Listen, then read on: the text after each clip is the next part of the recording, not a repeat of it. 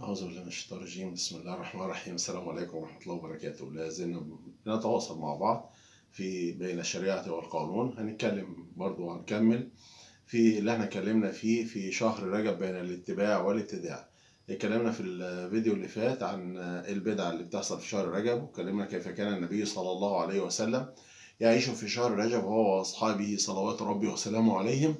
طيب النهارده هنتكلم على آخر حاجة احنا بنتكلم فيها بالنسبة لبدع شهر رجب، واللي للأسف كتير منا بيقع فيها، ألا وهي حكم الاحتفال بليلة الإسراء والمعراج. كلنا بنلاقي في ليلة 27 من شهر رجب بنلاقي وسائل الإعلام، بنلاقي القنوات الإذاعية، بنلاقي التلفزيون، كله بيحتفل بليلة الإسراء والمعراج. ليلة الإسراء والمعراج اللي احنا بنحتفل بيها ليلة 27 من شهر رجب. السؤال اللي بيطرح نفسه، مين اللي حدد لنا ان ليلة 27 من شهر رجب هي ليلة الإسراء والمعراج؟ ليلة 27 من شهر رجب هي ليلة من الليالي الرجبية التابعة لشهر رجب، لكن محدش قطع ان هي ليلة الإسراء والمعراج. دي حاجة. الحاجة التانية، حكم الاحتفال بليلة الإسراء والمعراج ايه؟ اولا نقرر عشان بس ما يحصلش غلط في الامور. احنا بنقرر وبنقول وبنردد دايما ان ليلة الإسراء والمعراج هي معجزة من معجزات النبي صلى الله عليه وسلم، هي تكريم وتشريف للنبي صلى الله عليه وسلم، هي رفع مكانة لأمة النبي محمد صلى الله عليه وسلم. يبقى احنا مش مختلفين ان هي معجزة من معجزات النبي، ان هي تكريم للنبي صلى الله عليه وسلم، انها تسرية عن النبي صلوات ربي وسلامه عليه، انها رفع لمكانة اصحاب النبي صلى الله عليه وسلم ولأمة النبي صلوات ربي وسلامه عليه. طيب ده بالنسبة لتعرفها هي ايه. وليلة الإسراء والمعراج زي ما احنا عارفين اللي هي تلك الليلة التي أسري فيها بالنبي صلى الله عليه وسلم ليلا بالروح والجسد من مكة المكرمة من بيت الله الحرام إلى بيت المقدس، ثم عرج به صلوات ربي وسلامه عليه إلى سدرة المنتهى، ثم عاد إلى الأرض، ثم عاد إلى مكة صلوات ربي وسلامه عليه. طيب ده تعرفها، وده زي ما احنا قلنا فضلها ان هي ليلة معجزة من معجزات النبي صلى الله عليه وسلم الدالة على صدق نبواته، جاءت مؤاساة للنبي صلى الله عليه وسلم، وده اللي هنتكلم فيه لما نيجي نتكلم عن الإسراء والمعراج. لكن احنا هنتكلم النهارده على حكم الاحتفال بالإسراء والمعراج في ليلة 27 من شهر رجب. ليلة 27 هي زي ما احنا قلنا ليلة رجبية.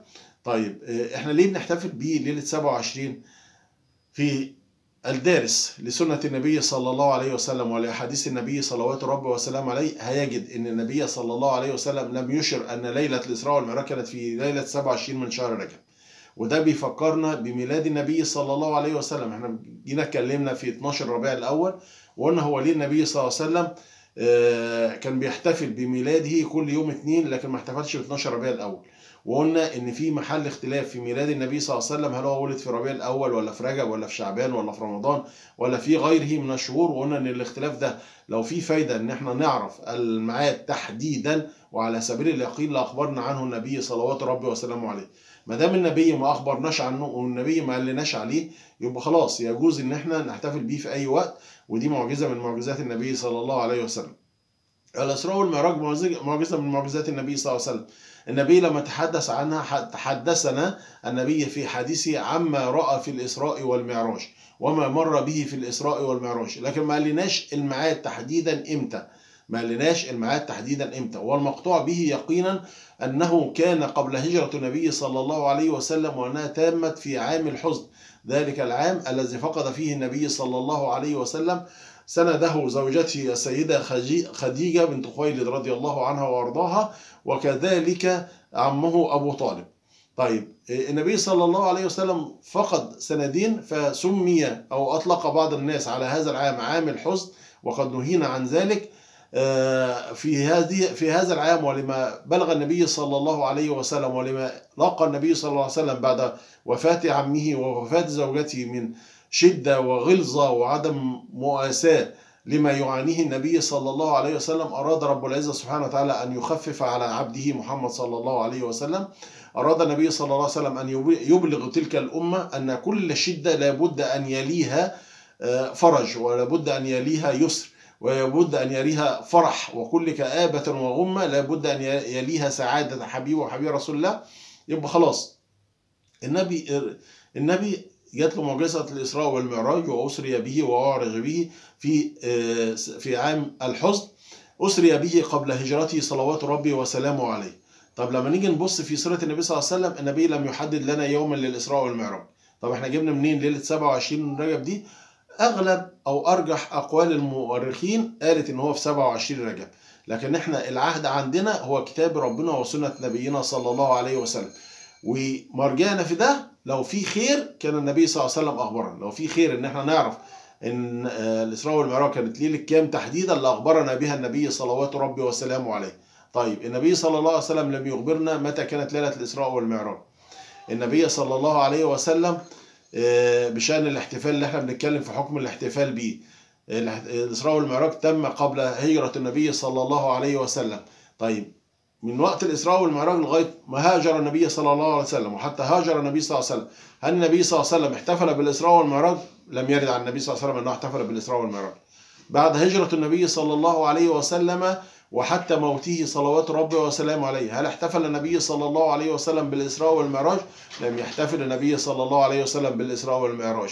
صحابة النبي صلى الله عليه وسلم والخلفاء الراشدين المهديين هل احتفلوا بحادث الإسراء والمعراج؟ لم يحتفلوا صحابة النبي بليلة الإسراء والمعراج. طب احنا جبنا الاحتفال ده منين؟ وجبنا الليلة دي منين؟ وايه واجبنا احنا ناحية الإسراء والمعراج؟ واجبنا ناحية الإسراء والمعراج أن نقر ونعترف بأن تلك معجزة للنبي صلى الله عليه وسلم، ألا ننكر معجزة الإسراء والمعراج للنبي صلى الله عليه وسلم، وخاصة أنها ثابتة بالكتاب والسنة، وردت في كتاب ربنا ووردت في سنة النبي صلى الله عليه وسلم وأحاديث النبي صلى الله عليه وسلم. واجبنا ان احنا نتدارس ده ونشوف ايه الايات اللي فيها ونشوف ايه العبر اللي فيها ونكون معاها، لكن ان احنا نحتفل بيها ونخصص لها يوم 27 من شهر رجب دي بدع حبيبي وحبيب رسول الله، من البدع اللي احنا قلنا عليها بدع شهر رجب، وبناء عليه لا يجوز الاحتفال بليلة الإسراء والمعراج في ليلة 27 رجب او ان احنا نخصص ليها يوم للاحتفال.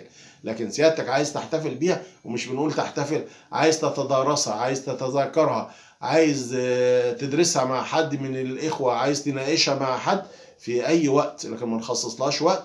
ما نقولش إن هي ليلة 27 من شهر رجب، ما ننقلش عن النبي صلى الله عليه وسلم ما لم يرد لنا عن النبي صلى الله عليه وسلم، وذلك من أمانة الكلمة التي علمنا إياها رسول الله صلى الله عليه وسلم، وعليه حبيبي وحبيب رسول الله. زي ما احنا بنقول حكمها حكم الاحتفال بليلة الإسراء والمعراج. الاحتفال بالإسراء والمعراج هو احتفال بمعجزة للنبي صلى الله عليه وسلم، ولم يرد الاحتفال بالإسراء والمعراج عن النبي صلى الله عليه وسلم ولا عن صحابة النبي صلى الله عليه وسلم. ولكن تكرمة لهذا الحدث احنا بنتذكره، احنا بنشوف الآيات بتاعته، احنا بنشوف البشرى في أنه بعد كل شدة وبعد كل قرب يأتي فرج الله سبحانه وتعالى. هو ده اللي احنا نعمله على هدي النبي صلى الله عليه وسلم. أسأل الله سبحانه وتعالى أن نبعد عن الفتن وعن البدع التي انتشرت في أمة الحبيب محمد صلى الله عليه وسلم، ونسأل الله أن يعافينا منها، ونسأل الله سبحانه وتعالى أن يرزقنا حسن اتباع النبي صلى الله عليه وسلم. والسلام عليكم ورحمة الله وبركاته، وكل عام وحضراتكم بخير.